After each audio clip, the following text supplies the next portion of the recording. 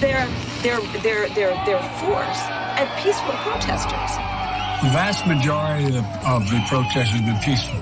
And they're going and just pulling people off the street to make it seem like there are problems going on when all that's happening are peaceful protests. On our peaceful protesters' ability to get out at night. Most of these protests have been peaceful.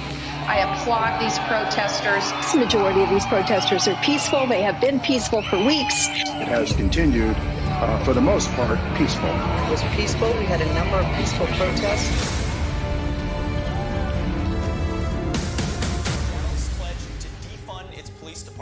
By 50%, even including a proposal to remove 911 dispatchers from police control. Joe Biden said he's absolutely on board with defunding the police. Listen closely. Yes, absolutely. Hello, you've reached 911. I'm sorry that there is no one here to answer your emergency call, but leave a message and we'll get back to you as soon as we can. Crime will rise significantly. Well, folks, how was that? Interesting? That would be the advertisement just came out for, sorry a second, I'm scrambling here now because I got a last second surprise. Give me a moment here. There we go. All right, welcome, folks. Welcome into Indaba Africa. This is Chris coming to you live from central Pennsylvania on a Lekker Lekker Vrijdagnand. Welcome, ladies and gentlemen. Yes, Erica, quite scary stuff. I have a little surprise for folks. Is Robin here, first off? Robin, are you here, Robin? Okay, in just a moment. I'm not going to promise anything till it happens, but sorry for the little confusion and the rusty start here, but that's what happens when at the last moment somebody says, okay, I'm ready, and you're like, huh? Who's ready? What are you talking about? You have to scramble. Anyway, folks, welcome into Indaba Africa, the Chris Wyatt Africa channel. So glad to have you here on a Lekker Lekker Vrijdagnand. Robin is the one looking for the hood. Ha, ha, ha, ha. No, I was looking to see if Robin is here, because if she isn't here, then she's going to be angry because she's going to miss out. Anyway, folks, I'm on my Zoom. I hope the sound is okay. Let me listen and see how it sounds. How's it sound? Sounds good. Okay, excellent. Excellent. Good. Sound is good. Okay. Excellent. All right. Penny's here, I see. Excellent. Good to see. Well, welcome, Penny. Let me see if I've got, okay, I'm still waiting for, she's saying hi to Hendo. Yeah, Mr. All Caps is pretty famous now. Hey, folks for tuning in. Listen, I don't know if I'll get to it now. Maybe I'll get to it a little bit later on. But has anyone seen that President Cyril Ramaphosa's popularity is dropping? No, that's not possible. Why would his popularity be dropping? Such great governance, such insightful leadership, such brilliance, such non-racial. Wait. None of those things apply. Clearly, I'm not talking about Cyril Ramaphosa. Must be someone else that I'm talking about there. Anyway, let me double check something, make sure this message got through to somebody. Sent. Okay. Yep. Sent. Okay. There it is. Okay. Waiting to hear. Okay. Just waiting for somebody to join me here. Anyway, I have a surprise. I have a guest. No guest was scheduled. I didn't want to play Lucy with Charlie Brown and pull the football out from your feet there, folks. But I do have a guest. I'm just waiting for my guest to pop in here. And hopefully that'll happen any moment now. But anyway, folks, welcome in on the Lekker Lekker Vrijdagnand. I hope that that wherever you find yourself around the world, the Republic of Ireland, somewhere in the United Kingdom, home of the Rugby League 2021 World Cup, and home of the 2015 Rugby Union World Cup, and the 2019 Cricket World Cup. So there you go. A lot of World Cups. Plus, I think they've had a lot of other major events there. Of course, the 2012 Olympics were in London. Folks, what on earth did you have with your milk, says Olaf.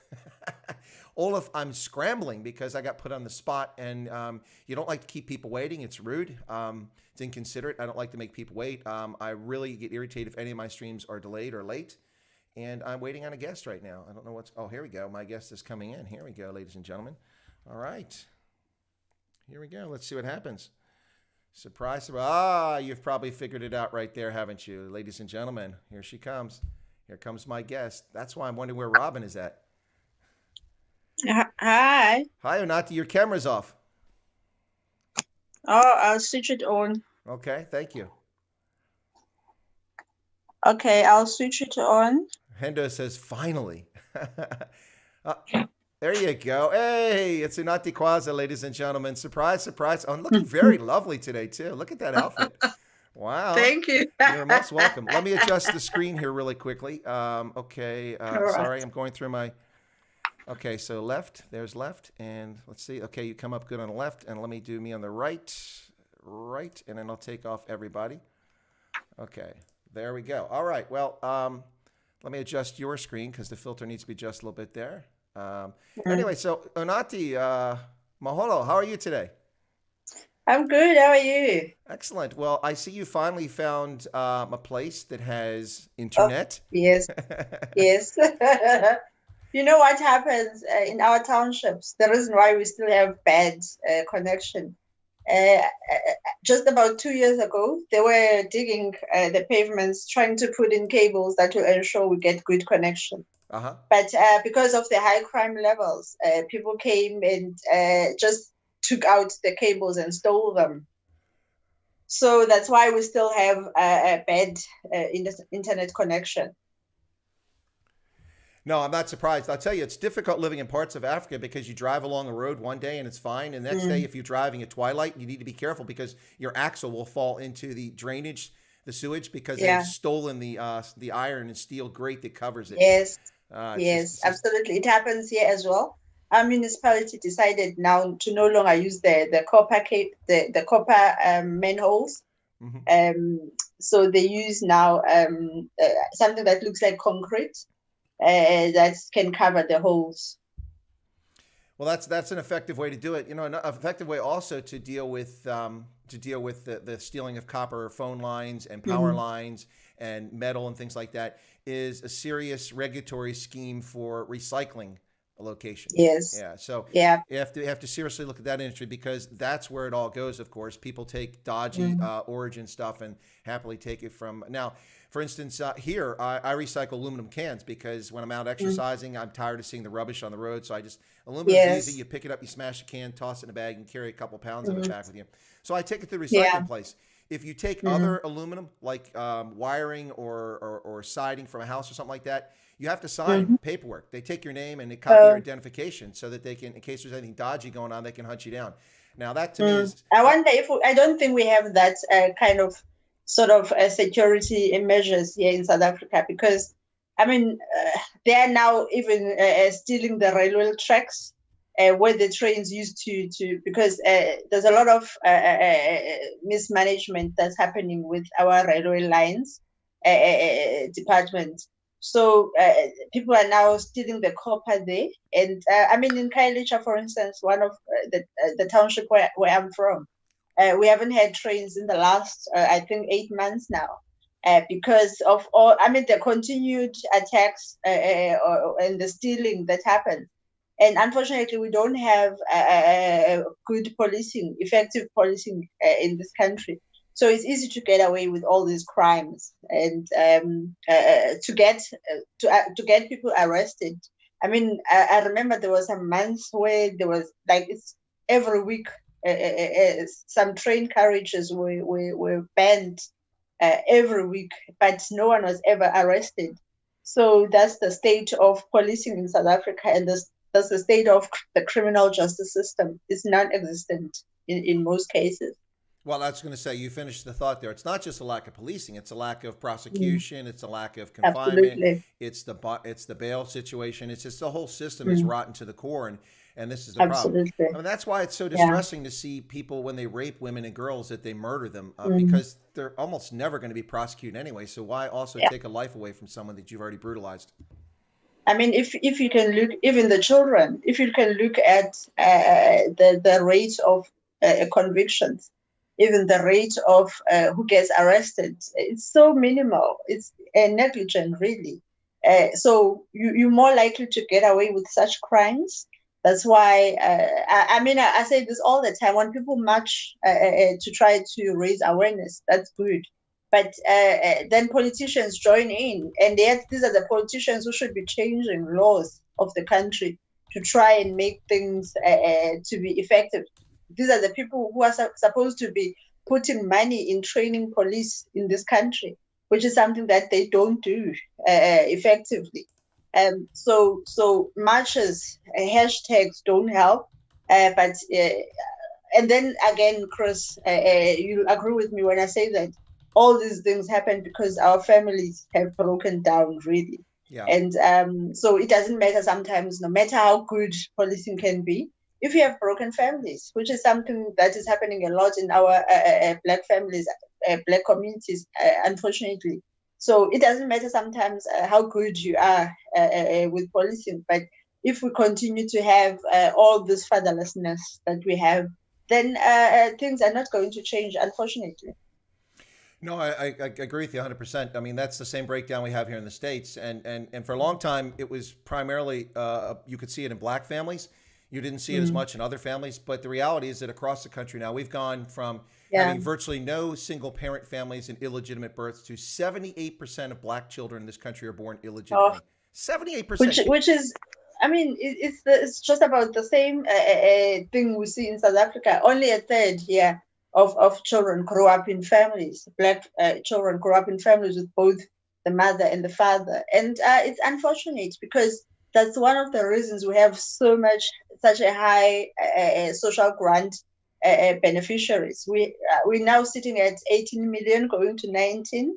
And during the lockdown, we lost 3 million jobs, which means that we're still going to add about 3 million more mouths to feed.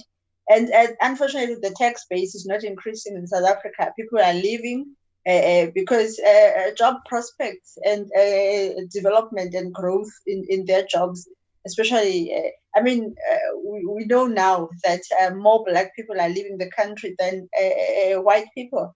And it's because if especially young people, if you're young and you're in South Africa, the chances of getting jobs, because remember, even though the laws of the country are supposed are made to support more Black people, but because of how it's being done, it means that a lot of let's say white businesses that actually employ Black people, whether it's young Black graduates, a lot of those businesses cannot run properly because government always wants to control what they do. So the business owners themselves just get fed up and leave the country.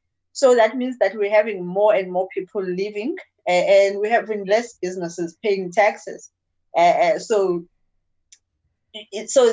people just see that the best thing to do is just to leave the country and go to freer countries where you will have a chance, especially if you have a young family.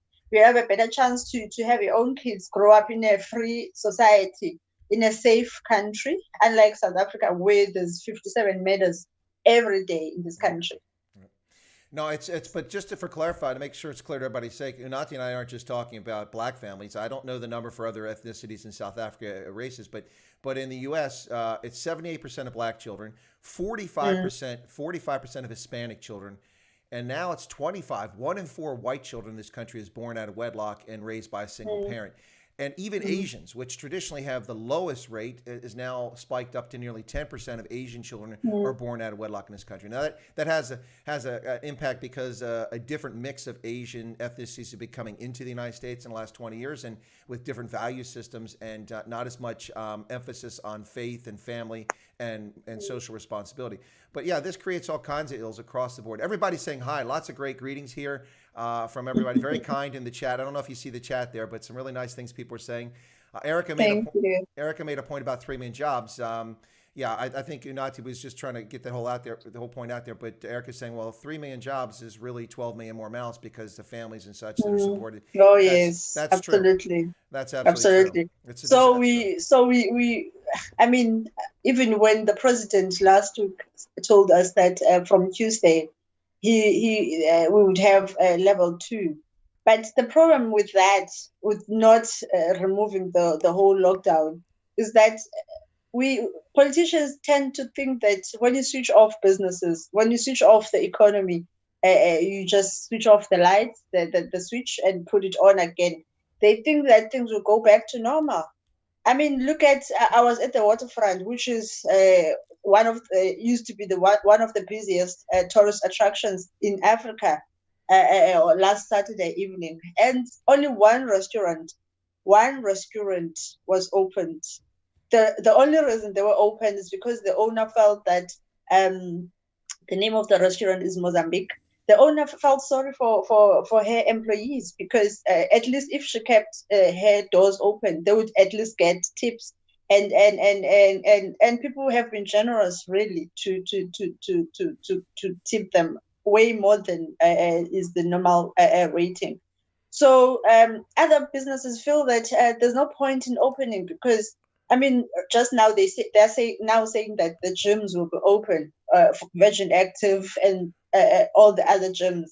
But if you only have 50 people who can come to your gym, it's not viable for your business. Rather close and just make those losses instead of opening and getting employees back to work.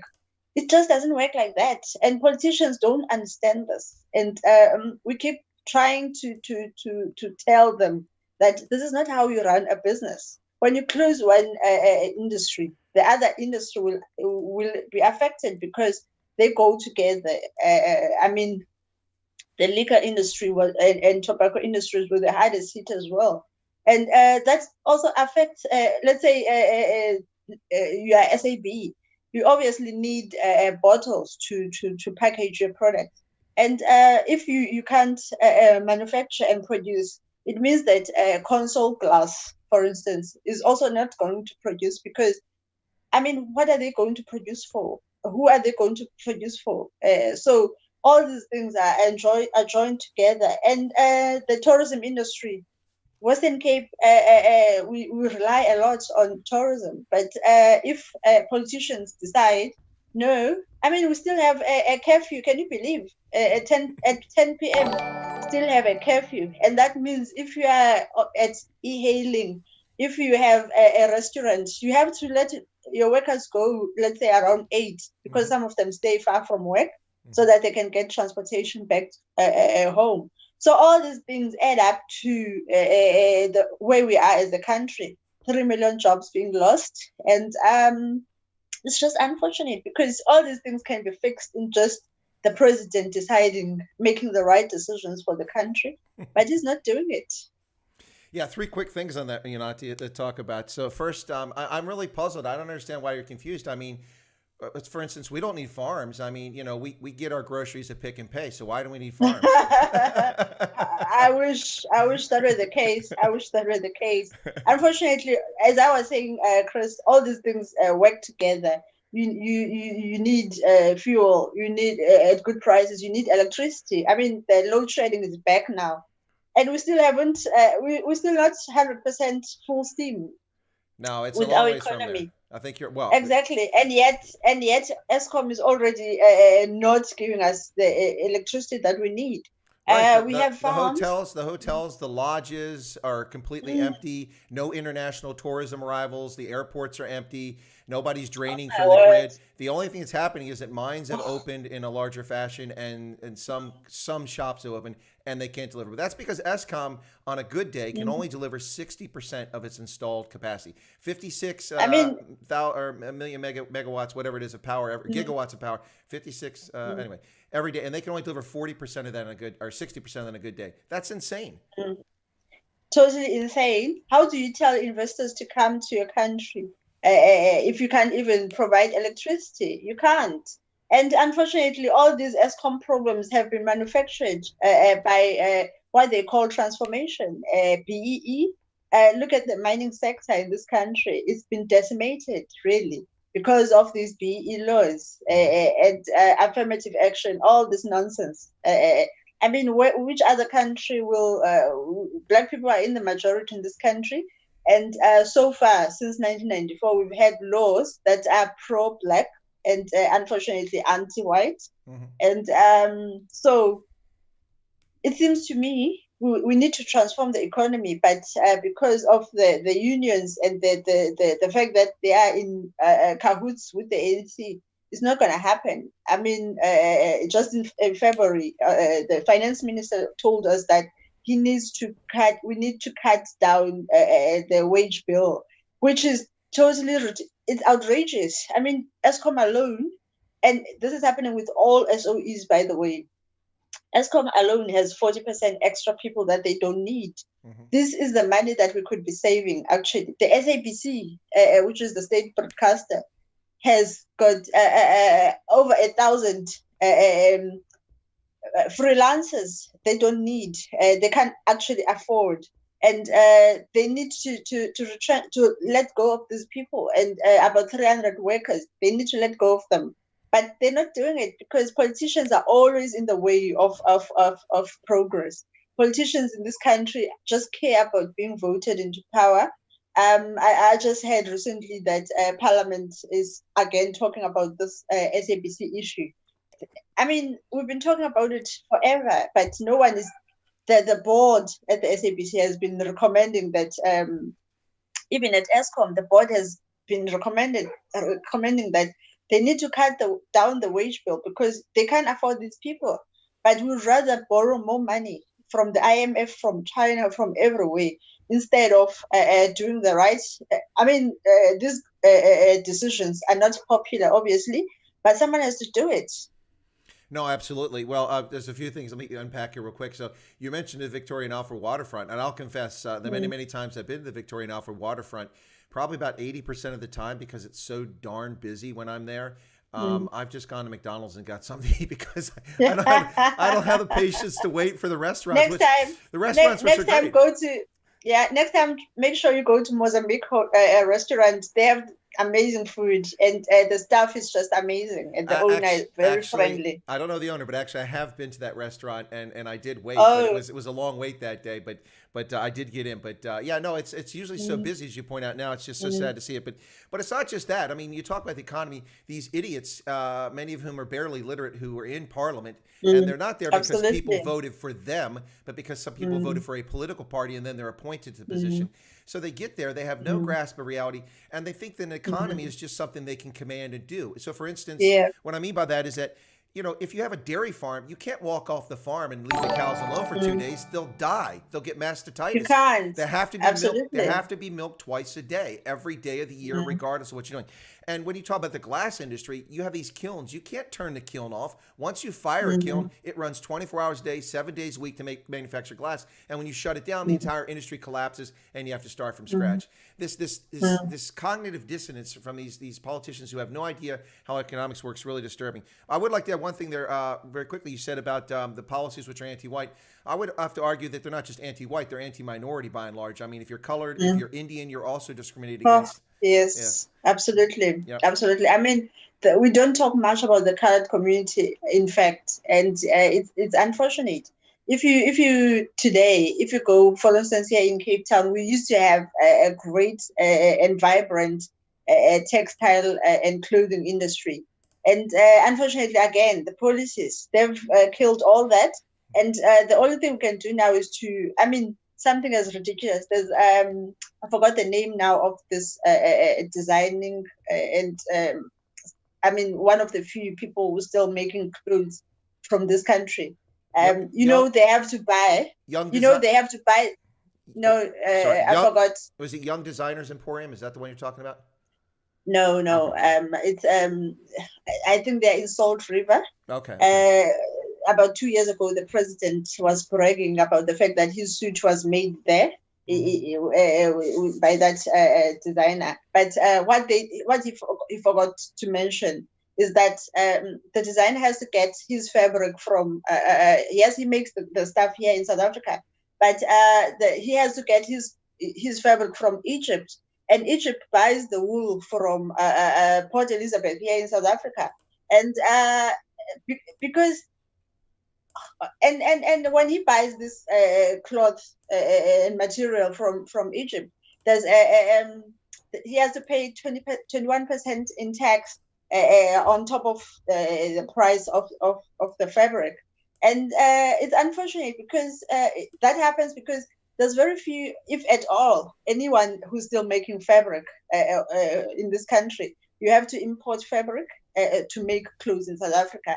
And that has meant that, in KZN, there's a small town that used to be a big in textile industry. All those thousands of people had to lose jobs because, again, it's the unions, it's your economic development minister who doesn't know anything about the economy. let alone developing an economy. And these people are communist at heart. And so it's not difficult to see why they do the things that they do. And unfortunately, the people of this country are the ones who have to suffer. And the people then are complicit because they're the ones who keep the ANC in power. So what do? I mean, just next year, we have another opportunity to vote at local government elections, which is a direct government to that you suppose. I mean, these are the people who are supposed to be accountable to you, but they're not. They're chosen by these political parties, and you don't have a say afterwards as a voter. No, absolutely. So there's thing about the clothing industry, though. Yeah, the ANC's policies certainly haven't helped South Africa. But for those who don't know, 15 years ago, 90% of the clothing sold in South Africa was manufactured in South Africa. And about 70% of the shoes that were sold in South Africa were manufactured in South Africa. And that despite the fact that Nike and ASICS had a big market there, shoes were manufactured. But that's not the case. But there's two things. It's not just the ANC.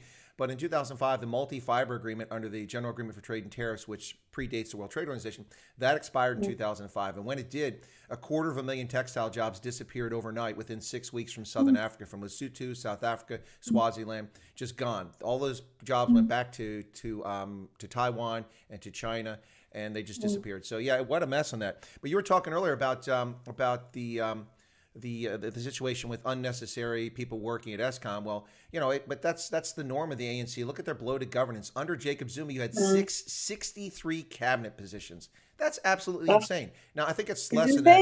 It's down around 30, 36 now for Ramaphosa. But people forget, when you have 63 cabinet positions, that means you have 63 staffs.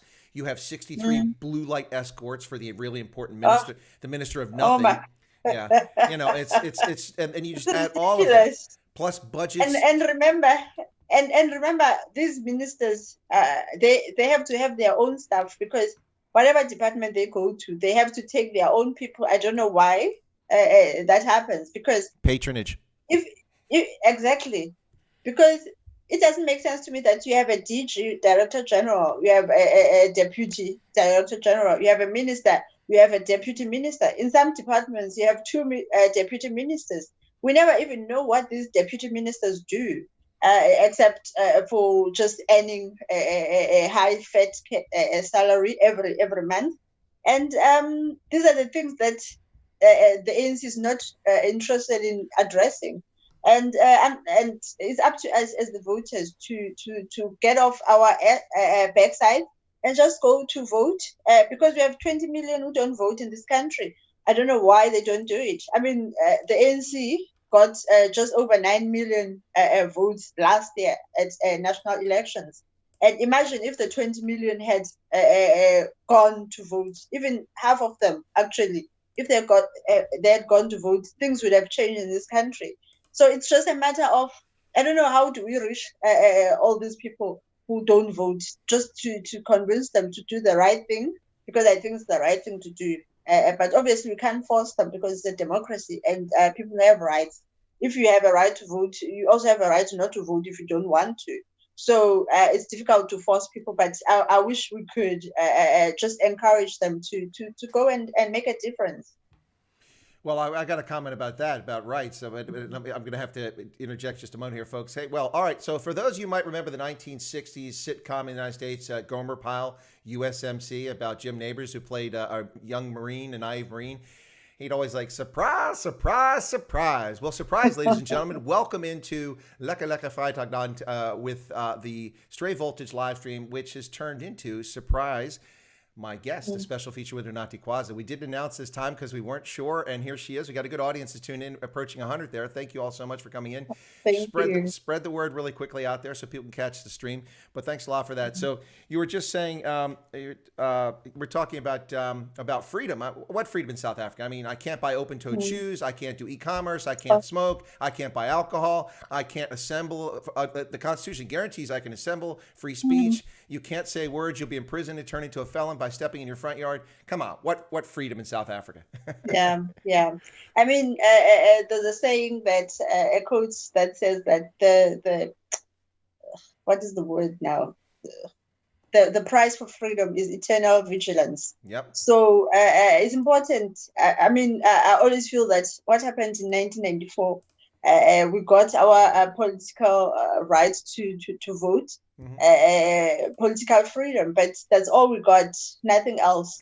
And without economic freedom, by economic freedom, I don't mean the EFF, because the EFF doesn't, unfortunately, know what economic freedom means. By economic freedom, I mean that we have people in jobs, we have people taking care of themselves, we have self-reliant people, which is something that I preach, I talk a lot about. We need more self-reliant people, because I mean it's in human nature to take care of yourself, to take care of your family, to go find a job. We need more young people who are willing to hold back on making children that they cannot feed. We need a lot of young people who are willing to take jobs that are available. It doesn't matter what those jobs are, because until things get back to normal in South Africa, you have to take any job that you get, so that you are able to feed yourself, you are able to feed your family, and you're able to help your parents out if you don't have your own family yet. So we just need a lot of that in South Africa, and we need a lot of hands on deck. People who are willing to help out communities. I mean, I've been using my voice to raise funds, for instance, to help people who ask for food on Twitter. And I do that with an open heart, and I'm grateful that there's a lot of people who support me in what I'm trying to achieve. And I mean, every time I ask, people will always donate. It doesn't matter. People will donate 50 rands, 100 rands, and up. There's no amount is very small. Is too small as far as I'm concerned. So we just need to lift each other up as South Africans, and this is not something that politicians will do for us. Politicians want to see us fighting as different races. Politicians want to see us divided. So we just should refuse to let that happen, because we are stronger as a nation when we work together. That's why I continue to spread the word that we're much stronger as South Africans when we are united as a nation. No, absolutely. You know, so when you talk about South Africa as a proposition for foreign direct investment, let me run through a list of things why I think it's a challenge for people who want to invest in South Africa that are really a problem. And you let me know what you think about this. Okay, so first off, productivity levels are abysmally low, either because of a work culture that's not even across the workforce, absences, and of course, people dying of illnesses, tuberculosis, HIV, funerals that last a week, that sort of thing. So productivity is far lower than most places. That's already an additional cost for business.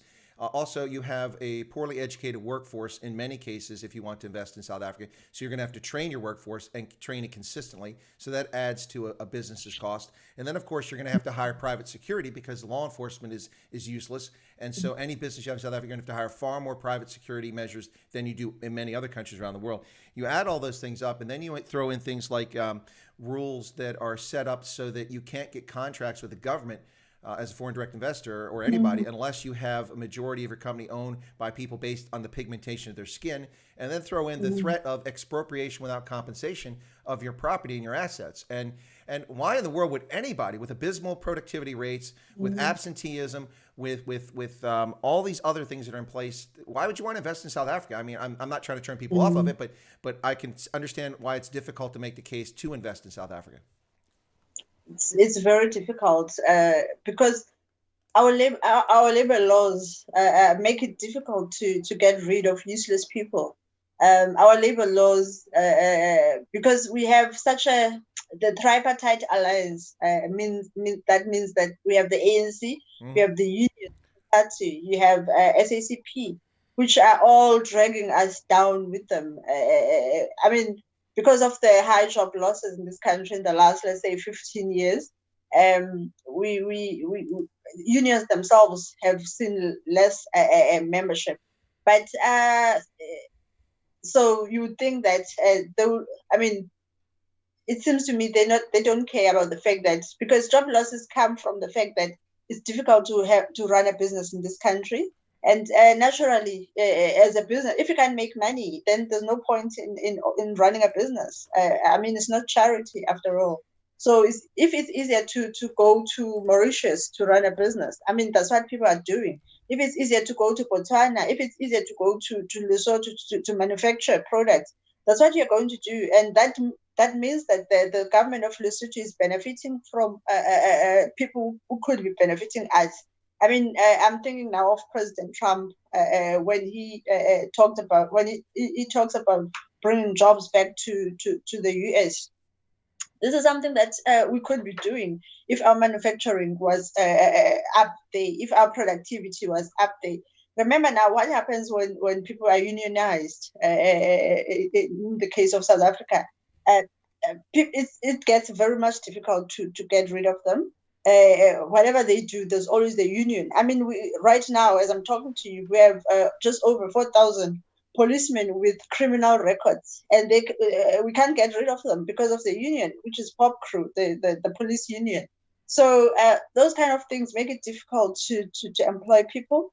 And then we have a national minimum wage with low skill levels. Why would you even consider a national minimum wage? You just what is happening now, and we have 70% of the unemployed people are young people in this country who could be employed and given a chance to work for themselves, even if it's if it's paying them below the minimum wage, because that's what most small businesses can afford. And small businesses and micro medium enterprises are best at employing and giving a chance to first-time job seekers. But they can't do it if a government is criminalizing people for paying, let's say, 2,500 rands to a young person who just wants a chance at getting a job. So all these things add up to where we are as a country. All these things have added up, of course, in corruption. I mean, goodness, think about the fact that we don't know what happened to 500 billion rands in this country that was meant to fight COVID-19. We don't know. There's a lot of billions that big business donated to try and help out because we just didn't have the money. But we don't know where it went to. No one will. I mean, it's like when you want to know what happened to this money. Can you tell us how much did you buy a PPE for? What else did you do with it? We don't get that information in this country. And when you ask, you are seen as a hater of government and as an enemy of the state. So all these things add up, and you just cannot go and invest your money in such a country. It's fascinating to be considered an enemy of the state for freaking speech, using free speech, which I suspect will be the case in January of 2021. If Sleepy Joe Biden wins, I'll probably be an enemy of the state because I'll be calling him names. But so let me get some of the comments out of here from the chat because there's a lot of folks adding. So Shack Dweller said, "I built furnaces for Consol and Anglo American for its true middles furnace. Stopped during lockdown for the first time in 7 years. So that furnace is dead. They're going to have to start all over again." Edu echoed the point we talked 70 years. Can you imagine? Edu echoed the point where 62% of black children born registered home affairs in 2019 were to mothers not able to furnish the details of the father. That's shocking. Now, I suspect it is shocking, and it breaks my heart because, you know, with all the domestic violence in this country, when you keep having babies in such environments, it means that you are actually putting them in danger as well. Because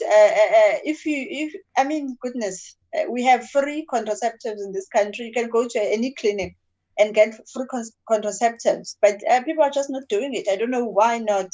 Because it's not like we're not those religious countries where it's seen as wrong to use contraceptives or to consider family planning. But I don't know if education, people are not well educated on the issue. Yeah, but sometimes, So what do we do then? I don't even see a lot of education and awareness campaigns to just tell young people, hold on from having. You can't tell people not to have sex, obviously, but having kids, just hold that off until you finish school. And then you start working, and you are able to take care of that child. Because what we're seeing now in this country is that you see all these young people who were brought up by social grants from government. When they reach 18, they're already ready to have children themselves, and those children also depend on social grant, and so the cycle of poverty continues. So we just have to talk more about it, and you don't look, these days when you talk about people who are having babies they cannot afford, people look at you funny, and it's like you've sworn at someone and insulted someone, but it's the truth. If we can stop, I mean, that's what is holding Africa backwards. We're making more babies than we are increasing our economies. And what are these babies going to eat? What are these? So we'll continue to be poor as in Africa, and we'll continue to have these children who grow up without both parents. And that's and when people are not successful in life, people blame apartheid, people blame slavery, and unfortunately those things, yes, they happened, but they're not the cause of today's social problems. So we just need to continue talking and raising awareness, and so that's why I appreciate all the time that you give me to speak on your platform, because it's very important that you continue to say these things. No, absolutely. And I'm going to get through some of these more messages very quickly. But to respond to that, in my experience across Africa, there's two things that make a difference in this, in changing this trend of unwed mothers and underage mothers and that sort of thing. The first is education. There is a direct correlation in Asia, in Latin America, in Africa, when girls achieve at least a primary school education, and then for those who get a secondary school education, the percentages jump exponentially. Those are girls, by and large, who do not have children out of wedlock or do not have children underage or as a minor, because they're educated. They realize they have choices, and they have a say in what's happening. When girls are denied education or not gotten a proper education, this becomes a problem. And then the second thing is the tolerance of it. I mean, when I was a kid, being illegitimate was shame. We had a book, this Scarlet Leather by Nathaniel Hawthorne back in the day in the 19th century, that it was shameful to have a child out of wedlock. And the social acceptance of that sort of thing, along with the poor education of girls, is the two things that fix it. So here in the chat, a couple things. Andre Jacob said South Africa isn't the only country that suffered. He's talking about the textile thing. The true blame should be in the World Trade Organization, which signed agreements with China and South Africa. It is their responsibility to regulate dumping, copyright. Well, I would agree with you. World Trade Organization is responsible, but I would blame the United States and its foolish sponsorship of China's entry into the World Trade Organization for allowing China to come into this to the benefit of corporate elites who wanted to offshore and take advantage of low wages at the time and inexpensive shipping with containerized ships to profit immensely from that. Rather than, I have no problem with profit. I'm a capitalist. I have no problem with profit. But this undermined the world's economy, not just America's economy. It wasn't just Americans, but America sponsored their entry. They've broken the rules, and they told us that they would follow the rules. The Chinese have broken the world trade rules on tariffs and informal barriers since the day they entered, and that's why we have the situation we have today. So Proud Neanderthal says, now, before I came on, there was a farm attack that was just reported within 2 minutes of when I saw a gentleman was stabbed 5 times and in the Western Cape. And now here's another one in Gauteng that took place in the midst of this stream. Mooiplatz, Boskop, Gauteng, a victim shot and killed through a glass door.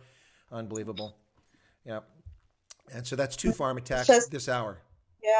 Yeah. It's just, it breaks my heart, because police in this country are just not interested. Government is not interested in arresting this crisis, because it's a crisis.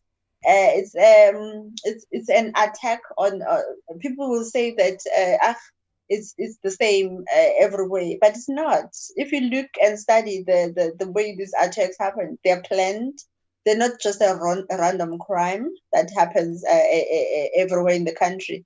But and the viciousness with which they attack, and I mean, it's so brutal, it's so inhumane. You can tell really by that these people mean business, and they get away with it. There's very few of them that get caught.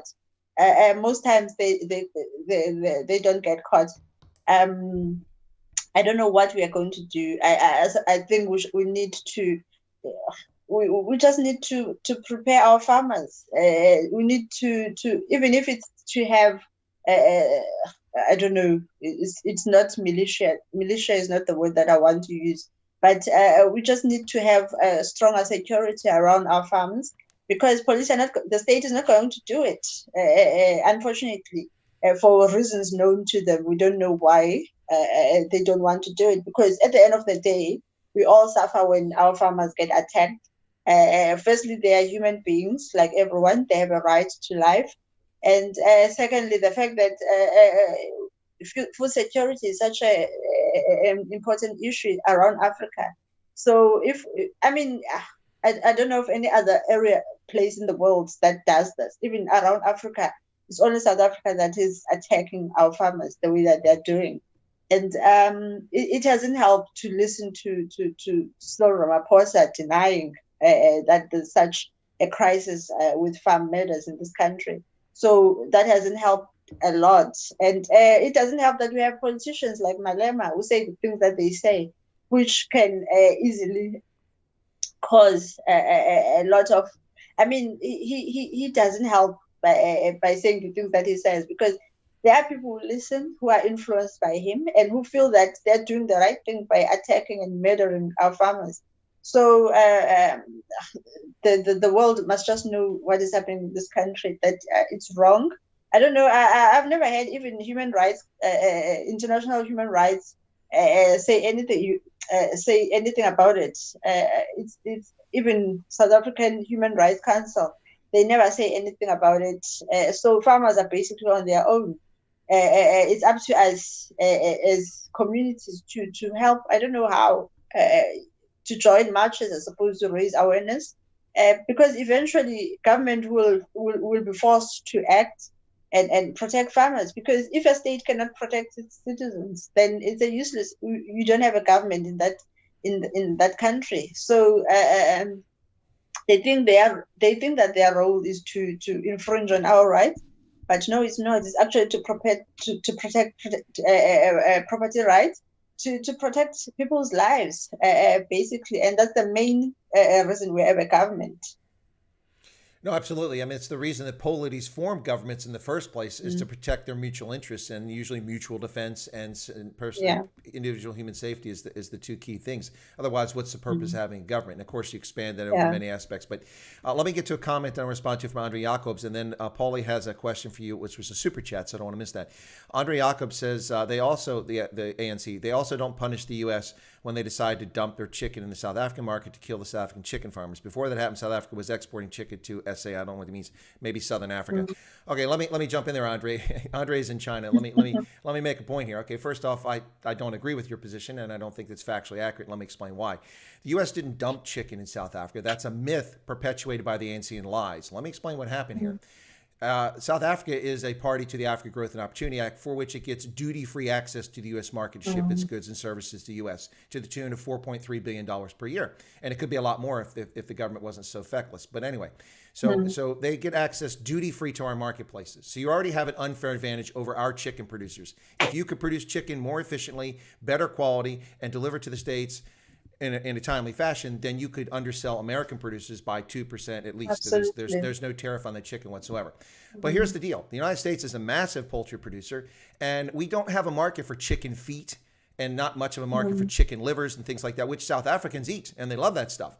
And so what has happened is that the chicken producers in America caught on to the fact that, wow, people in Africa enjoy the parts that we throw in the waste bin. Why are we wasting this food?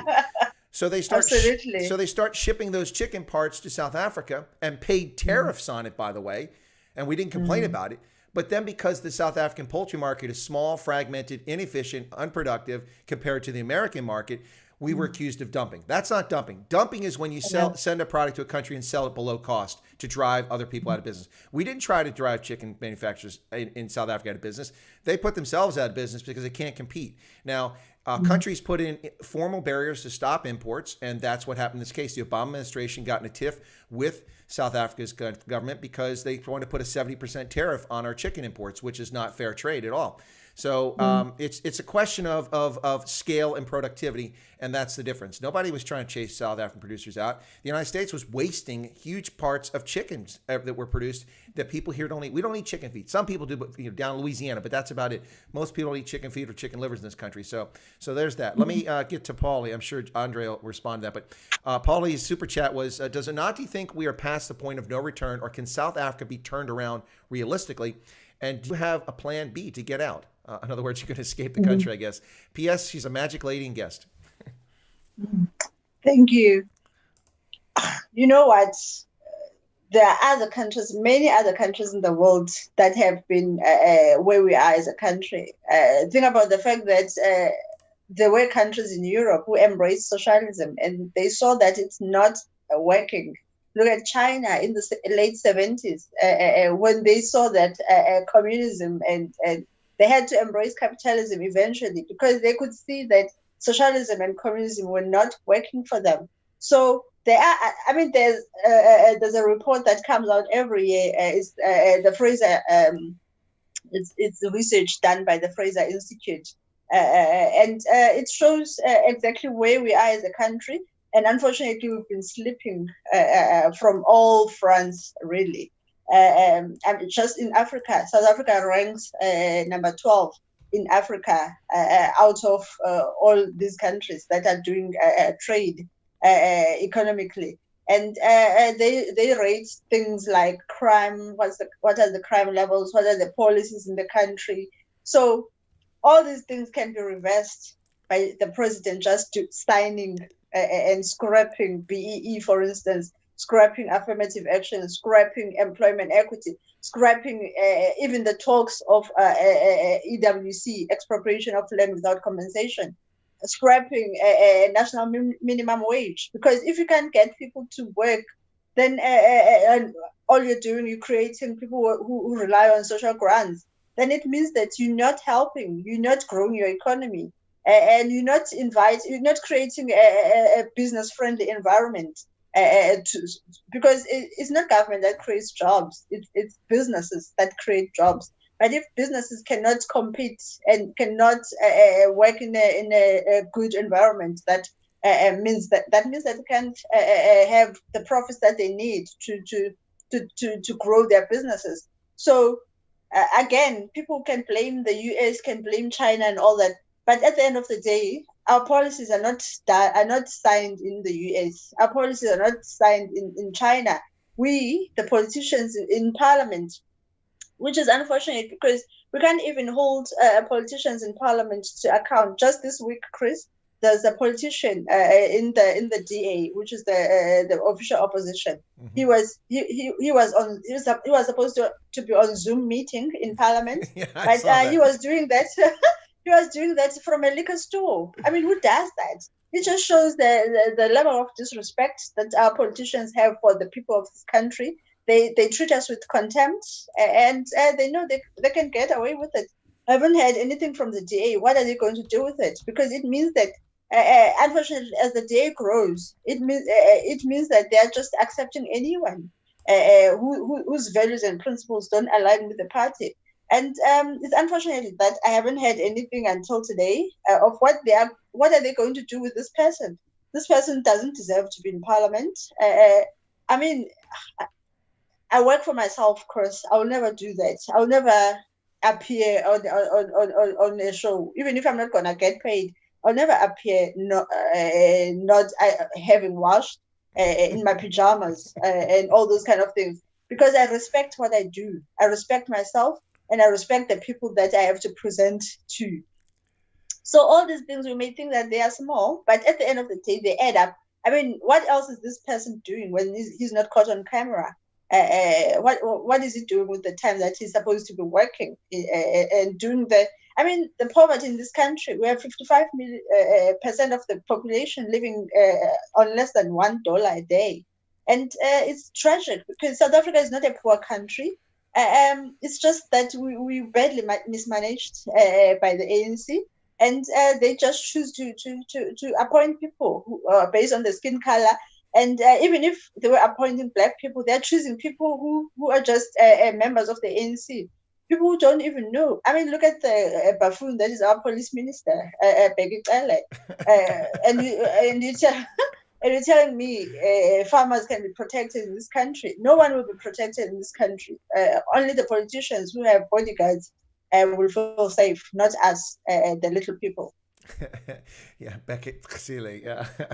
my favorite buffoon in the South African Parliament. Yeah, what a genius that man is. His magnificence, and I love how he cheekily smiled. He was excited that they criminalized 240,000 South Africans during lockdown by arresting them. Can you believe it? He was excited about that. It? And then he has the cheek to say, wow. the lockdown is effective. We've reduced crime. You didn't reduce crime. You just got crime hidden from public view because it's happening behind closed doors, you genius. But police are busy chasing surfers and are busy chasing smokers. Well, we know how instead of chasing rapists and murderers. We know how dangerous surfers are because they endanger sharks, which are disappearing off the coast of KZN. So it's an important consideration in the New World Order. But first off, I need to say something very quickly. So we have a Venda sighting.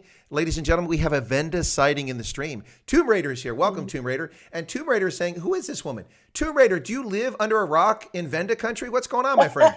This is Unathi Kwza. She is a businesswoman from the Western Cape. And no, she's not Afrikaans. She's not a farmer. She's not an old white guy. She is a Kwza businesswoman who lives, and of course I always butcher that pronunciation because I don't have the clicks that the San have, but the Kwza. But she is with us, and she's kind of a big fan of the African National Congress, as you're probably picking up on from this stream. But you speak, Unathi, you speak about the DA member that was in the package store and caught during it. Can you believe it? I was impressed by his cheek. I thought that was pretty cheeky of him to think he'd get away with that. But what about, the appointment now of Zandile Gumeda back in KZN? The woman is out on bail for criminal corruption in which he's been charged. Wow. And they have the cheek, the ANC, to appoint her to a government position in KZN, and now she looks like she's going to be the chair. This is insane. What planet do these people live on? It's outrageous, and that's why I keep saying. In this country, we just tolerate so much crap from the ANC. Just last week, Ramaphosa was telling us about this committee, this another committee that he's formed, who's supposed to investigate all these crimes against these ANC thugs, really. And this week, they're doing whatever they want as usual. This is something that they've been doing since 1994 in this country. The ANC came to power, and they just destroyed everything that was built before they came to power. And they just have no regard for anyone, not the voters, not the citizens of this country, not the young people of this country. So I don't know. People are not angry enough, I feel.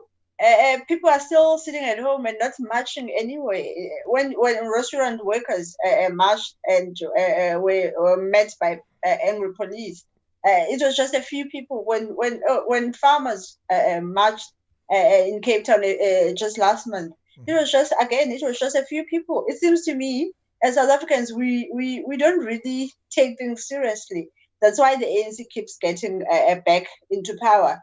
It's because we don't take anything seriously, and we don't think that the actions that our actions in how we vote have consequences. And unfortunately, if you have kids in this country and you have a young family, the prospects of ever being rich even or making it to middle class are very, very small. And and unfortunately, it means that chances of people coming out of poverty are getting limited every day because politicians do whatever they want to do. And even the bailout we're getting from IMF, we don't know what they're going to do with it. I'm sure they are already salivating with the thought of having more another kitty to piggy bank to steal from. The ANC have been stealing since 1994, and they're not going to stop now. It's the voters who have the power to stop them. Indeed. And as I've pointed out repeatedly, a lot of people are jumping on this bandwagon. But of course, I was an intelligence analyst and I'm an Africa regional specialist, and I've covered South Africa for decades, is watching election trends. the 2021 municipal elections, assuming they happen, it's very easy, and it only takes a handful of votes. People looking to go, oh, the ANC got 10 million, the DA got 3 some million in 2019. That doesn't matter. That's not what we're talking about. There's traditionally a low voter turnout during municipal elections. The 2016 elections, the DA won in, and I'm not advocating for the DA. I'm just trying to make a point about how easy it is for one party to change the dynamic. Absolutely. The DA won Cape Town. The DA won the plurality of votes in Nelson Mandela Bay with 45% of the vote, even though they had 9,000 less of their own voters turn out. If they'd have got those 9,000, they would have an outright majority. In Pretoria or in Johannesburg, they had, I think, 38% of the vote. In Pretoria, 42% of the vote. And so they had the plurality in Pretoria. They had second place in Joburg, but formed a coalition. It is very easy to swing a few tens of thousands of votes in those cities, and all 4 of those metros could be under complete majority rule by an opposition party, in this case the DA. And then if they're smart, in my view, they'll enter into coalitions with other parties like COPE, African Christian Democratic Party, and Freedom Front Plus. Freedom Front Plus, Freedom for me, For me, Freedom Front Plus would be a good alternative, really, because I don't know, DA people will bash me for saying that. I don't see the party changing much in the coming elections. I don't know. I just feel that the people who are standing for leadership are not the right fit. They're not. I mean, John Steenhuisen is good at. He's good in Parliament in what he does as a chief whip, what he did as a chief whip, but leading a party as big as the DA. And as diverse as the DA, I feel that it will be quite a challenge for him. And I suppose it will always be difficult to find someone like Helen Zille, who was very good at what she did. And she's one of the women that I admire in this country, in politics. Probably one of the few, really. Women politicians that I admire. I mean, she took the DA from where it was under Elton Leon, and she grew the party in townships even. There's very few black people who vote the DA. I suppose a lot of people are fooled by the media every time we have elections, and they spread these lies about the DA being a racist party. And if I had to choose between a racist party, according to them, and the ANC, I would choose the racist party any day, because at least they're not going to steal from me as the taxpayer. They're just going to use the money. I mean, just now we're hearing about the expenditures that they've spent a tenth of what Gauteng, for instance, government, where a lot of stealing has been happening. The DA has managed to spend a tenth of that, and yet we've been very effective in combating COVID-19. So if I had to choose between a racist party, according to them, and the ANC of thieves, I would definitely choose the racist party any day. Yeah. So our Venda in the stream when he was trying to figure out who you were, and I explained who you were, said, "Oh, that's great for her if she supports EFF." No, she doesn't support the EFF. That's not to assume that because she doesn't, she's not. They assume that she's not in the DA and that she dislikes the ANC means that she supports EFF. No, there's dozens of political parties in South Africa. That also raised a question, which we'll come back to in a moment here, about if you have any political aspirations or if you're involved in any political parties. We'll get that in a moment. But folks, you're listening to Chris White Africa on the Indaba Africa channel here on YouTube. And yes, Indaba Africa, that's intentional. For those who know the Zulu and Xhosa word, you know what that means. And that's intentional name for my consultancy and for the channel. So my special feature surprise guest is Unathi Kwza. We had difficulty with her. She had a conflict previous Saturday, then on Tuesday, abysmal data connection. And then yesterday, load shedding. And so here she is. Surprise, surprise. We've got her on today. And my apologies that we did announce it, but I didn't want to pull the carpet out from under people one last time. So here she is today. We're talking about politics in South Africa. And before I get back to your comments, I think the word you're looking for when it comes to the ANC is contempt. The ANC has contempt for South Africans. They have no respect for South Africans. And when they play this race game and pretend they care about black South Africans, they're just as full of it. If you think, if you support the African National Congress, you think that they just want to go after rich white people in corporations and farmers because they've stolen land, whatever. No. The ANC cares about ANC cadres and ANC cadres alone. That is their focus, and you see it alone. The president of South Africa repeated ones, but this one specifically, he said that I will do nothing to embarrass the ANC. The party is the most important thing. Well, I'm sorry, you're the president of South Africa. That should come first, not the party. But Unathi, so I got to get you on this again because Paulie gave a super chat and he asked about if you thought we're past the point of no return. Sometimes we get caught up in our responses. And do you think South Africa is past the point of no return? I don't think it is, but it's not too far. No, we're not far from the abyss, really. And we can still turn this ship around if we did the right things. If the president, but the ANC is not capable of doing the right things. They're not interested. I mean, the IMF themselves, I was shocked to hear that they approved a loan to South Africa because for the last 10 years, the IMF has been begging South Africa to do economic reforms. The same way they have been begging Zimbabwe to do political reforms and economic reforms. It's not too late to do the right thing. I think there's a quote by Nelson Mandela that it's never too late to do the right thing, really. So it's just that we don't have the right leadership. Cyril Ramaphosa doesn't have a backbone. He'll never stand against the ANC because he knows that would be his ticket out of the party and out of the presidency. The same way that they did to Thabo Mbeki. And obviously Jacob Zuma, they only got rid of Jacob Zuma because we were going to another election. And they knew that the sentiments in the country were totally against them. And that's why, Cyril Ramaphosa needed 1 billion to campaign. Who needs 1 billion in South Africa to campaign for elections? He needed that because he had a lot of people to pay. He had a lot of PR companies to spread the lie that he was a different man than Jacob Zuma, because he is definitely not a different man if you listen to him. And if you judge him by his presidency, he's definitely not a different man. I say all the time that he's worse, in fact, than Jacob Zuma.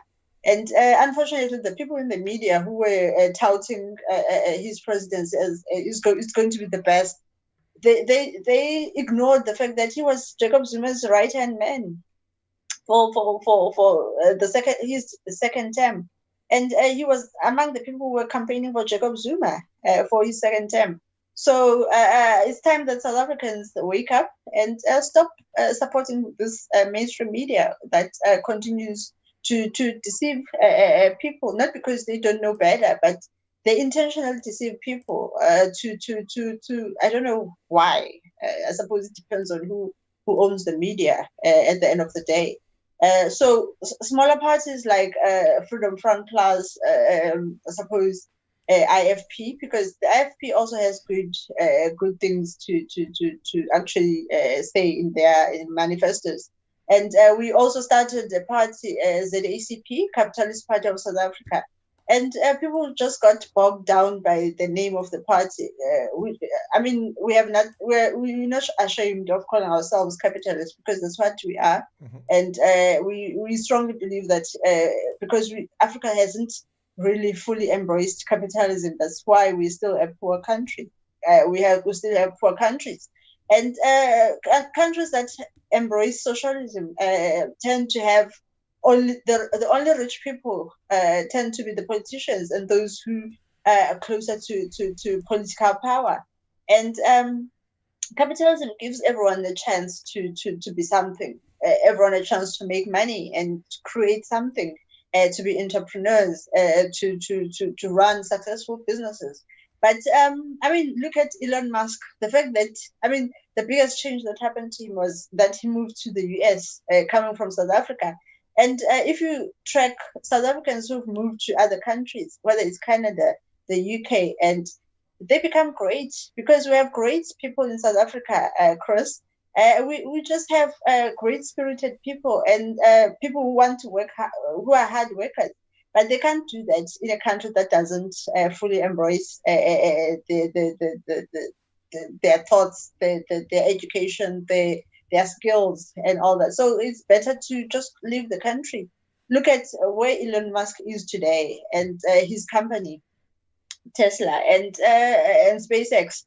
So these are the things that happen in a country that embraces freedom, liberty and respects people, citizens generally.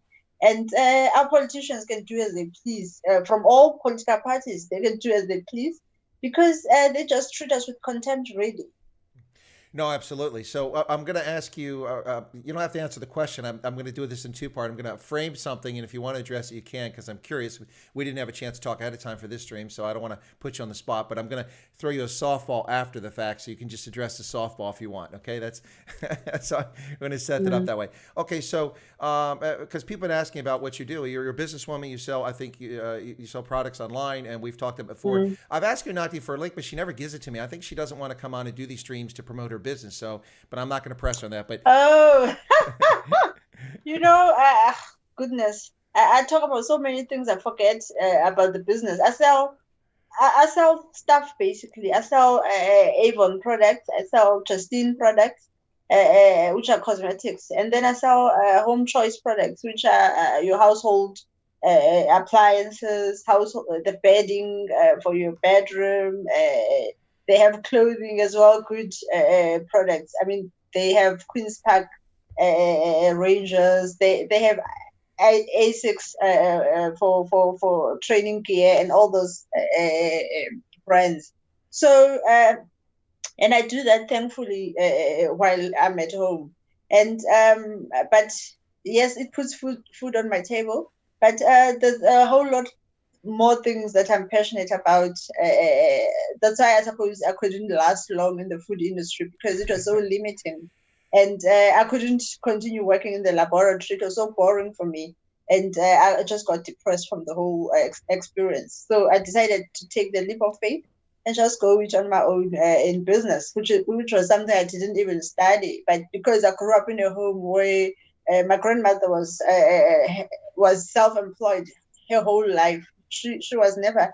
She was obviously grew up under apartheid, but she was a self-starter and a self-reliant woman, and she had 7 kids to feed, and she did that all on her own. And she later had kids and great grandkids. So we all grew up in a family that loved business. My mother, even though she was a professional nurse, she was always selling something as well. My aunts, my uncles, just about everyone in our family. So business is something that we grew up with, and so it was easy for me to just get into gear and focus on employing myself. And then obviously, because there's so many things that you can do in South Africa, there's so many interesting things that you can keep yourself busy with and pursue. And thanks to the internet and social media, I mean, today I speak to Chris now, who's in the States, because I'm always interested in people. I'm always interested to learn more, and that's why I keep saying, really, during the lockdown, I didn't even get depressed. I usually get depressed a lot, but I managed to. And business, surprisingly, did so very well during the lockdown. And I appreciate that. It means that people all these years are still supporting me. Well, And, I have a question about that, Unathi. So was your site one of those sites where people were offering services like manicures, and there was a picture of Rothmans just behind it? For a certain fee, you could get a manicure, but there were Rothmans cigarettes behind it? That was clever. Wasn't that clever? I mean, my favorite is restaurants who are selling liquor in teapots. So you could. That's too funny. Well, let me shift a little bit here. So I'm going to ask the question. You don't have to answer it if you want, or if you want to, but then the softball. So the question is that you were with the Institute for Race Relations, which I think a lot of people were, and some of my viewers unaware that you were with the Institute for Race Relations. But I understand that you felt they censored you or something like that, and then you resigned from them. I don't know if I got the facts right, but that's what I picked up. Yeah. And also, no, I resigned. Yeah, I resigned because I felt that I was not going to be. I was not going. I just refused to be. What's the word? To be censored. I felt that, and it was disappointing because IRR and is one of the organizations that talk about classic liberalism, free speech, and all those nice things that make a country free. So for them to censor what I was doing on Twitter, I just found, I mean, obviously they can do it. It's a private company, a private organization. But I just felt that it was not up to them to, I mean, I was never their employee. Yep. And when I asked Russell Lamberti, where is your social media policy? There was none. So for him to expect then me to apologize for a tweet, I was not going to do that. And I knew that it was not just about my fight with Phumzile van Dam of the DA. It came from the fact that of what I said about apartheid, which unfortunately they misunderstood entirely what I said. I said black people were better off under apartheid than what is happening, what we see today. And I stand by that even today. And I mean, goodness, if under apartheid you had the government that you had, whether you were in the former homelands, Sky, Transkei, Bophuthatswana, Venda, and you thrived, you grew up in a family, you went to school, you studied, and after that, graduating, you found a job. You could actually go to a job literally just after graduating, and sometimes even before that. Any person could find a job under apartheid, whether they had matric or they didn't. I mean, there was always a job for every skill that you have. So, and as a result, black people managed to take care of themselves, which is something that I can't say for the ANC government today. So I got into trouble for saying that with Franz Cronje. And I also got into trouble for standing up for David Bullard, who I felt was being bullied and censored again by the same people. And I just refused to, I mean, I live by my own principles. And I don't compromise myself because at the end of the day, I answer to myself. And if I'm going to compromise my beliefs, my values as a human being, then what am I doing? I will not do that. Whether they were paying me or not, of which they were not paying me. So I just refused to bow to them. And so I chose to resign because I felt that, okay, it's not the organization I thought it was. And so it's a good thing that at least I can, even after a few months of being a council member, I can resign in peace. And I'm at peace with my decision. Mm-hmm. Some people say that, Unathi, you shouldn't have, that's what they wanted. They wanted you to resign. I'm okay with that. I was not going to stay in a place where people are comfortable with the old way of doing things. They've been doing things for 100 years the same way. And so they will censor Unathi. And I just refuse to live like that. I will not bow to anyone. Well, around the same time, there was a second part to that, is around the same time that you resigned, Ronaldo Ros has got some sort of, I don't know if it's a beef or misunderstanding with you. I don't know. You don't have to address it, but I don't know where that came from. And I'm still puzzled by it, and I really didn't have a straight answer. But the softball was, Lynn wanted to know what your thoughts are on Kwza Talon Bezuidenhout. What do you think of NDZ? You know, it's unfortunate that people in the ANC do not know when to leave power, because they started well, really, in 1994, but unfortunately it didn't last. Nkosazana Dlamini-Zuma has been corrupt forever. Think about unfortunately, Nelson Mandela didn't fire her in his cabinet, but there was a huge scandal under her department, under her leadership, and she was involved. And Nelson Mandela, because it's the ANC's way of keeping corrupt people, even if we are not, as the citizens, are not happy with them. Nelson Mandela himself didn't fire Nkosazana Dlamini-Zuma. He should have. And she's not someone that has been doing a stellar job in her. And fortunately for her, the ANC doesn't require that you become excellent in what you do. And she's been fighting smokers forever. If you remember her, when she was a health minister, she's been fighting smokers forever. And so she finally found a chance now to act against smokers. And remember, at first they told all these stories about COVID and smoking, and it was not based on anything. There was no scientific evidence, and because they can do whatever they want, unfortunately for us as the citizens, they don't care that they are decimating jobs. They are just destroying everything in this country. I mean, which government can say no to taxes that they get through cigarettes and tobacco and liquor? They basically said no to taxes that people are willing to pay. So Nkosazana Dlamini-Zuma is just a thug like everyone else. She's in her 70s now and belongs in an old age home. Well, that's hard for me to dispute, but we're coming up on almost an hour and a half, so we'll cut here shortly, Unathi, so you can get on to other things. But two things very quick. Excuse me, two things very quickly. I don't know if you were watching the stream at the beginning. I was a little disjointed because I was trying to get you in and you were trying to get in. But I played a video, a Trump video, an advert that just went out about the opposition and how opposition politicians are destroying America's industries. Did you happen to see that or no? No, I didn't. No, it's okay. So I'll save that for the late stream for folks, but just want to mention that. But anyway, so that was, I think, an interesting theme to bring up. But now, before we run off, a lot of people are talking about Trevor Noah. The chat is just stuck on Trevor Noah. Let me share my thoughts, and then I'll get your thoughts on Trevor Noah, if you don't mind. Okay, so Trevor Noah.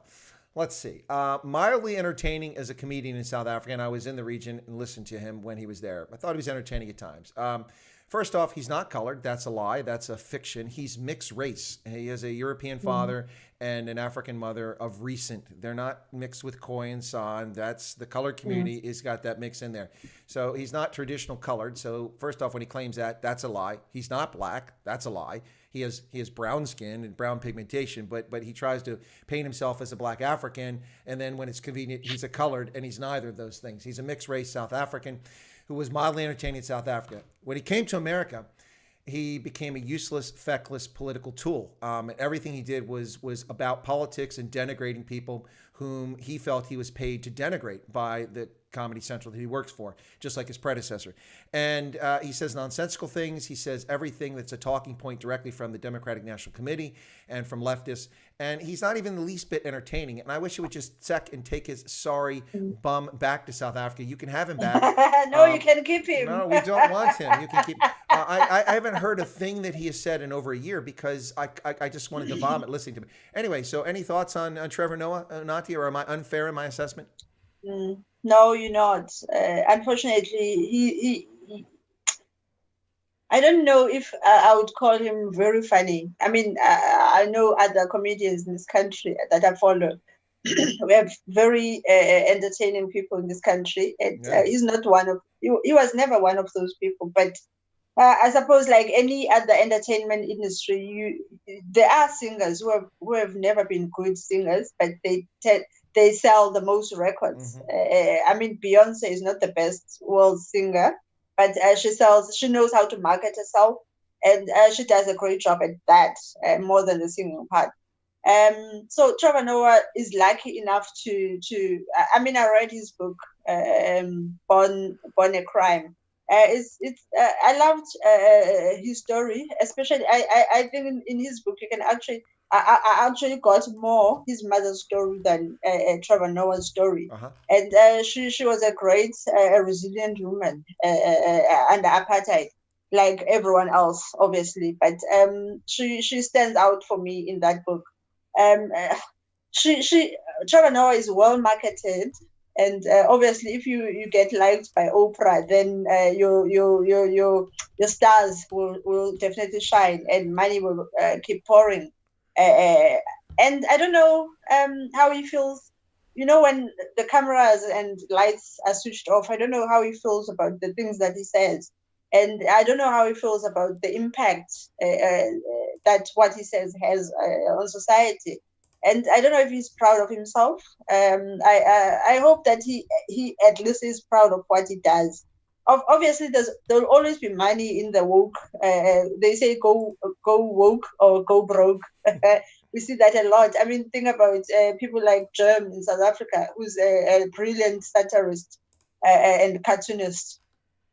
But unfortunately, will never make the kind of money that mainstream cartoonists make in this country because of the things that he makes you think by his cartoons, which is something that if you call yourself an artist, you should do that to people. You should not be, you should make people think about the message you're putting out there. And he's one of those people. So Trevor Noah found himself in this cushy position of comfortable position of joining the woke media. And he gets paid well for it. People were going on and on about his 4.5 million watch.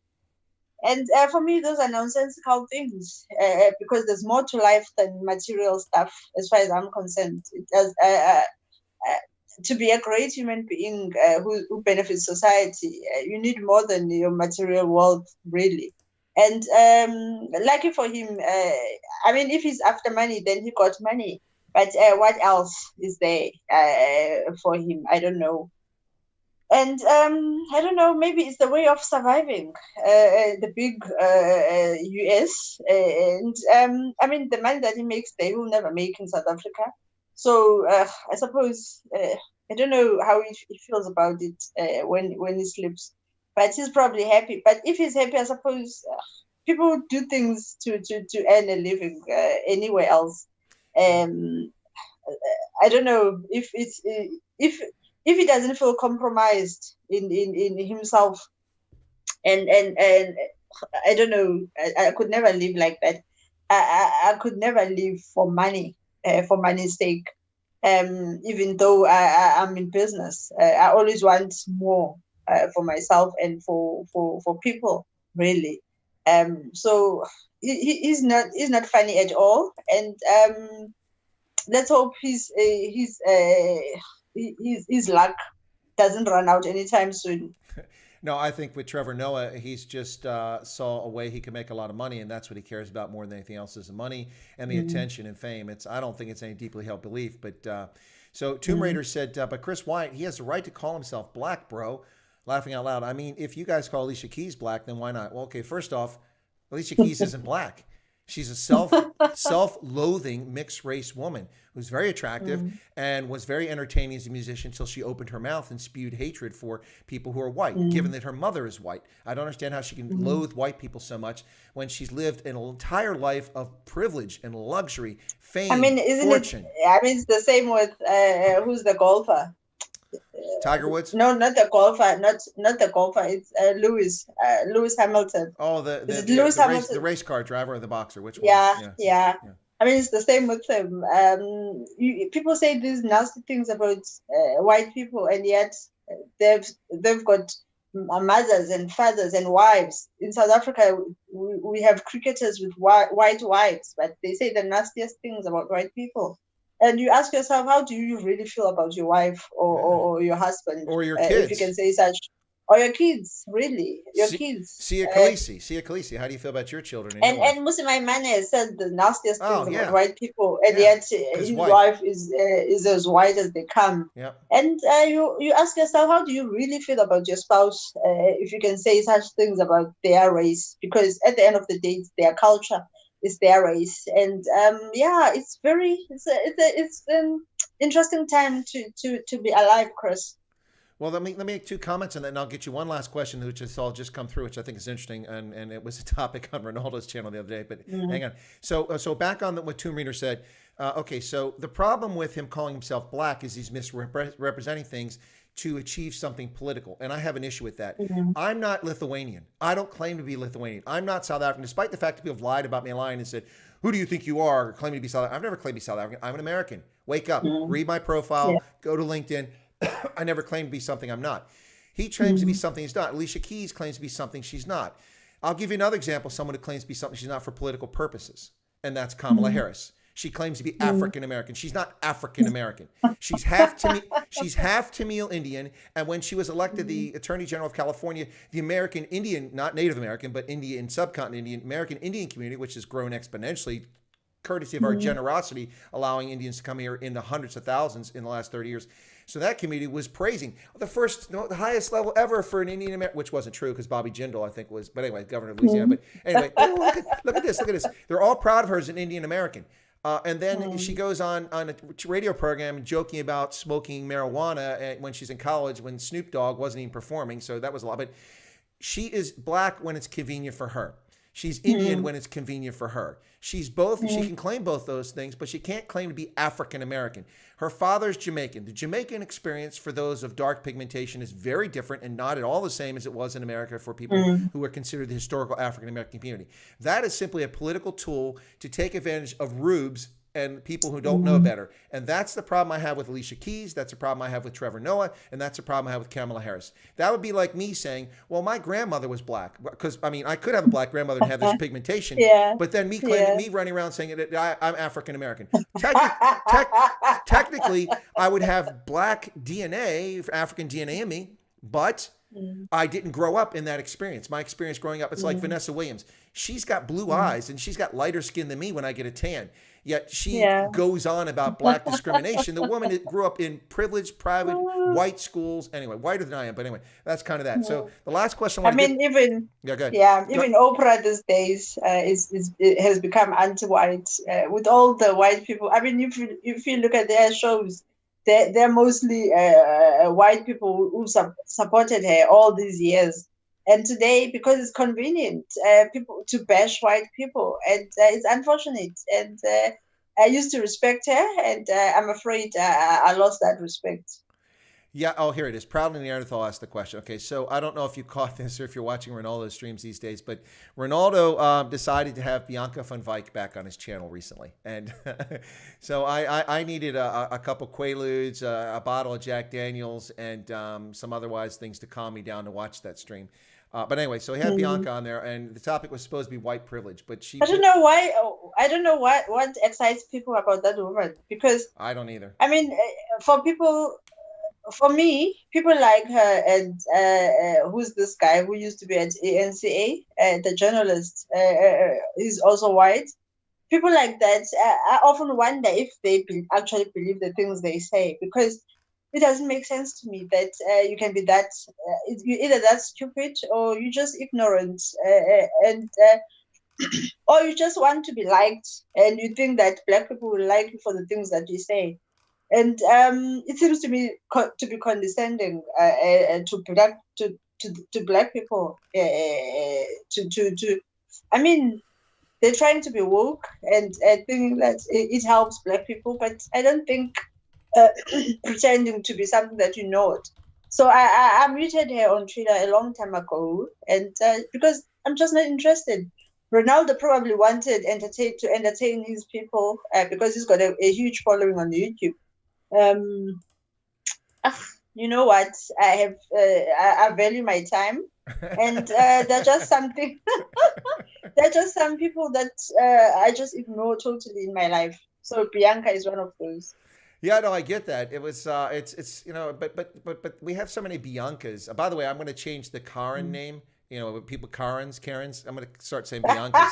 So Bianca, it's Bianca, not Karen. So the Biancas of the world, we have them over here too. And it just, if you look at the Black Lives Matter stuff that's happening, and the people being assaulted in the streets, and places being burned, attacked, and the most virulent, hateful things coming out of mouths, they're almost never Black Americans. They're almost all privileged white people who've grown up in existence where they've been pampered, and everybody got a trophy, and they were told they were so wonderful and got free passes to go to exclusive universities. And this is a reward for our society that grants them such wonderful lives. This is how they react and lie about America. So it's just, and Bianca strikes me as that kind of person from when I've heard her. She's got this, Unathi, I'm sorry to keep you a little bit longer, just indulge me a little bit. This is because this, so I listened to her talk about white privilege, because that was a question. Someone says, what are your thoughts on white privilege? She said white privilege, and she's giving examples of it. And she says, well, when I go to Pick and Pay, all the shampoo bottles have white faces on them. That's white privilege. I'm like, okay, listen, Bianca. Did she say that? She did. She said, well, that's a paraphrase. Oh my gosh. That's a paraphrase. So my thing Wow. is, Bianca, why are you shopping at Pick and Pay? Why aren't you at a Spaza or a tuck shop or an informal trader? And if you go there, you'll find that all the products have black faces or color faces on them because the manufacturers cater to the markets. But that's just nonsense. See, she lives in a bubble. She's probably never been in a township of any sort or in a rural KZN or somewhere like that. I have been. I've been to those places. I go to those places. Yeah. I've also been to Hillbrow at night. Exactly. Yeah. Now, how crazy is that? It's just, yeah, it's I mean, goodness. That's why I could never listen to such people. I mean, you just judge people by their tweets, and you know that. I mean, in real life, I could never associate with such a person. So why should I torture myself by listening to them? But it's good entertainment, and I'm sure whenever someone will say Bianca is coming. So I mean, I was asked by Joe Emilio to speak about my tweet about another thing that made me trend again. I said to him, no, I won't, because of the way that white people especially, decided to bash me. And I mean, I'm okay with people asking, what do you mean, instead of choosing a position of defense and choosing to be ignorant, basically. So, I mean, I don't know if you heard, there was a march by a few people who were going to march to Stellenbosch, I suppose the capital of white supremacy, white monopoly capital. I did a video. And so, so I was just talking against white people who were just blowing the whole thing out of proportion, saying that these people want to kill white people and all that. And I said to them, no, these people are marching because if you have a right, you've been given a right by municipality to march anyway. You can do that. It's in the Constitution. So you're just giving these people, a handful of people, you're giving them so much power, and you're talking about them on social media as if they are going to make a difference in Stellenbosch or anywhere that they choose to be. I mean, you just listen to those people and you know they're buffoons. So why do you allow yourself to react the way that you were reacting as a white person when you heard that they were marching to Stellenbosch? Who cares what they do in Stellenbosch? If police don't protect property in Stellenbosch, it's their business. I stay in Khayelitsha and I'm used to nonsensical people burning tires and getting nothing after that. So I was just choosing not to allow myself to be alarmed by nonsense. It's like being alarmed that Andile Mngxitama says that he was going to go to a certain place where there's mostly white people, and then he'll probably bomb or something that area. It's not going to happen, people. We just have to know what we react to. You just have to choose what you want to react to. And don't allow yourself to be. I mean, the way that people were reacting, it was totally outrageous for me. And it just meant that people are not paying attention to what really needs to be paid attention to. And people are just spreading, because you're just making these people more popular. It's not necessary. I kept asking when Andile Mngxitama was doing politics, I kept asking, why is the media always in his press conferences? Because his members were just like less than 10 people, not a lot of people. So, I mean, there's so many things that you can use your voice on social media to talk about. But to be alarmed and cause panic among people is just not necessary. So I said to Joe Emilio, I won't go to that show because people want to hear me there, see me there, and continue with their passion. And I won't give them the satisfaction. That's why I chose not to do it. And and I still stand by that decision. And I don't like to be people's entertainment. I'd rather you do productive things with my time. And if I can't contribute in a manner that I want in anyone's show, then I'm just not going to do it. Well, that explains. I actually forgot to ask you about that. There was, I don't know when that happened. There was some people were commenting, what's Unathi all about? What's she going on? I didn't understand. I went to your Twitter feed because I don't go on Twitter much. I went to your Twitter feed, and I looked, and I'm like, I don't understand what people what their bum is sore for. But I did a video on that called Josie to Stellenbosch March Fizzles.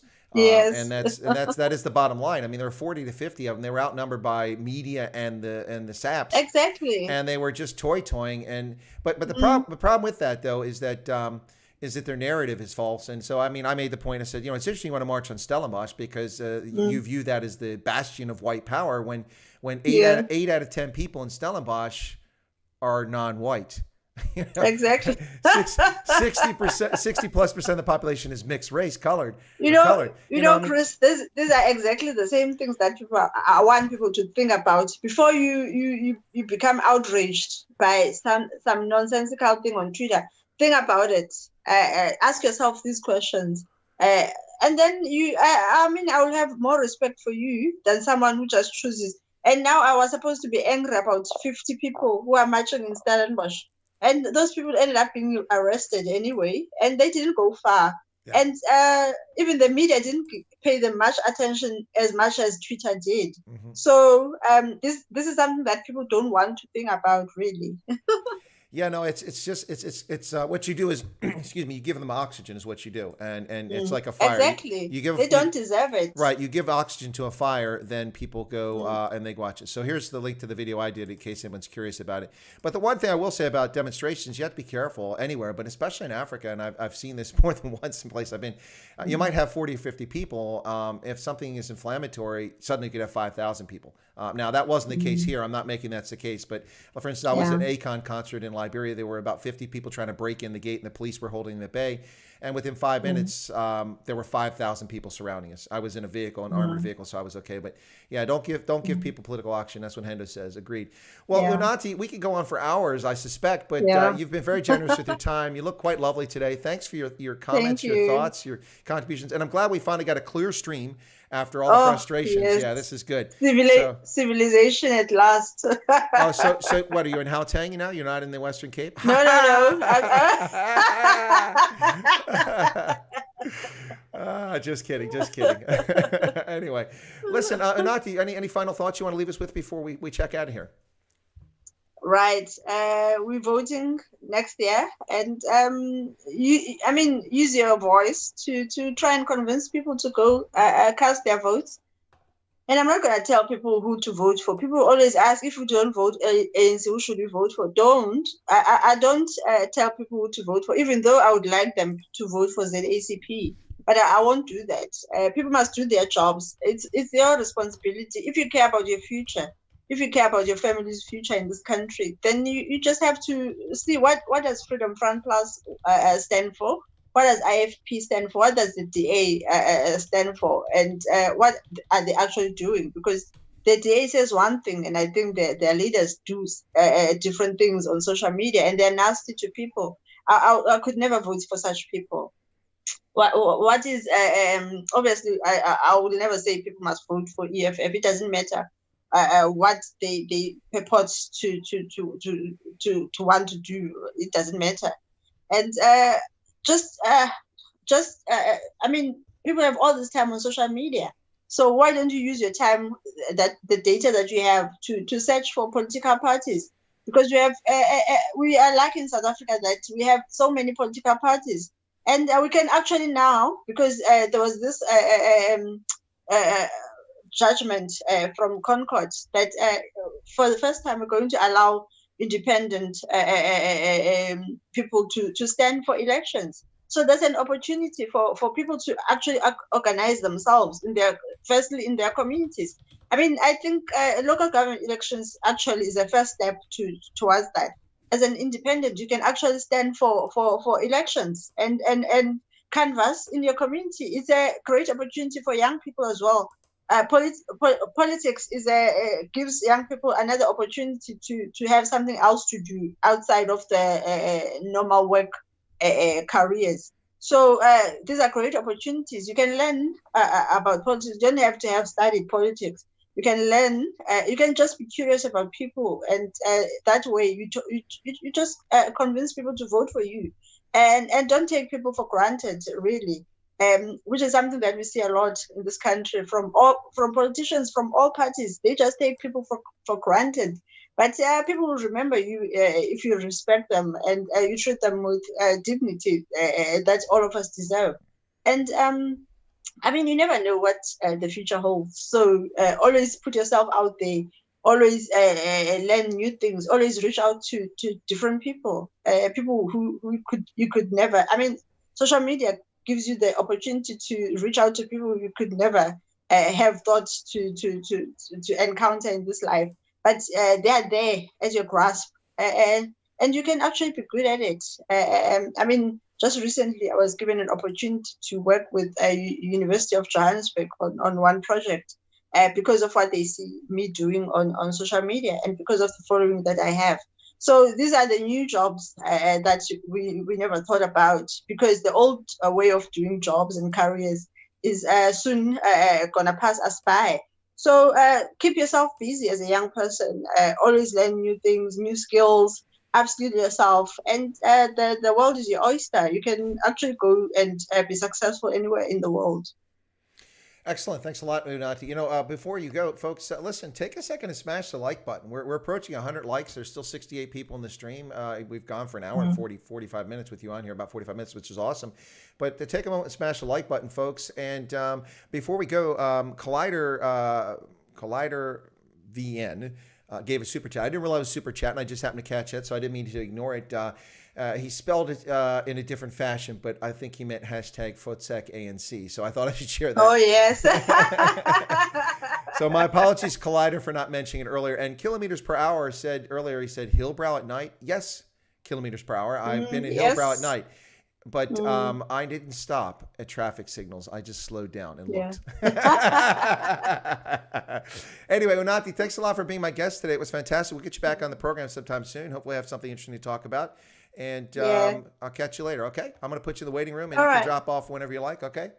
All right. Thanks, Chris. All right, my pleasure. Take care. Whoops, there we go. Unathi. Put in the waiting room. All right, ladies and gentlemen, I got to fix that screen real quick because, you know, that's a funky looking screen there. So give me just a moment. And then, whoa, that's even stranger. All right, so it just takes a second here. Zoom left off, zoom right off. And there's all participants. There we go. Chris is back. All right, well, folks, so there you have it. Unathi Kwza, a businesswoman from Western Cape, who's my guest today. And in case anyone was wondering, I am wearing a jersey, and today I'm wearing a Gloucester jersey from Gloucester Rugby. There you go. Check it out right there, Gloucester. Anyway, so that's a rugby jersey. Unathi, thank you so much for coming on, and I'm really glad we got her on here. I'm disappointed that Robin Dandelion wasn't here. I sent her a message, but she's probably busy. Who knows? She's probably working right now. She's got odd hours. So anyway, well, thanks a lot, folks. I couldn't get to everybody's comments in the chat. I got as many as I could, and my apologies to Collider VN. I didn't get to your super chat to the end. I didn't realize it was a super chat. I saw it come up, but didn't see it as a super chat. So thank you for the super chat. Paulie, I got to your question, and I know Unathi didn't answer it initially, but we did get back to it. So thank you for that. Andre Jacob, some good comments coming out of China, along with a lot of the folks. Lynn, thank you for yours. Good job, moderators. For the most part, people are behaving. Tomb Raiders asked me if I can invite McKaiser. I don't have contact information for McKaiser. I know he's a bit of a lightning rod of things, but I would consider bringing him on the channel. Yes, I would. And the EFF member you mentioned, I'm not familiar with her. I'll do a little research and find out about her. I'd be surprised if anybody from the EFF would want to come on my channel. I don't have very good things to say about the party. I've never seen a single thing on any of their platforms that I find to be rational, just, or fair. So that doesn't mean I wouldn't treat a guest fairly. I would treat a guest fairly as long as they discuss their points and their views. Happy to do that. But anyway, folks, I want to thank everybody for tuning in. It's been a lot of fun, further than I expected to go with this stream. I was going to do this just for an hour because I didn't have a guest. And this is the surprise live stream with Unathi Kwza. So there you go.